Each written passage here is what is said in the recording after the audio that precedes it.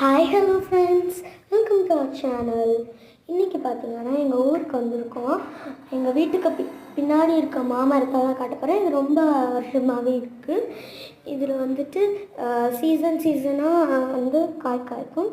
But போன வருஷம் ஃபுல்லாக 2024 காய்க்கலை. இந்த மாதிரி உங்கள் வீட்டில் ஏதாவது பிளான்ஸ் இருந்தால் கமெண்ட்ஸில். பாய் பாய்.